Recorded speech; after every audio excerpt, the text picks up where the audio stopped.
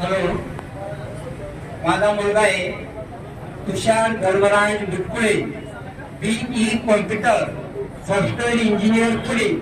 मुलाचं सगळं education main Sinhgad college Pune distinction आणि सतत फर्स्ट क्लास मध्ये. मुलाचं पॅकेज 12 लाख रुपये. मुलाला बहीण नाही, मुलाला भाऊ नाही, नगरला मोठा स्वतःचा फ्लॅट, गावाकडे माझ्या 6 एकर शेती.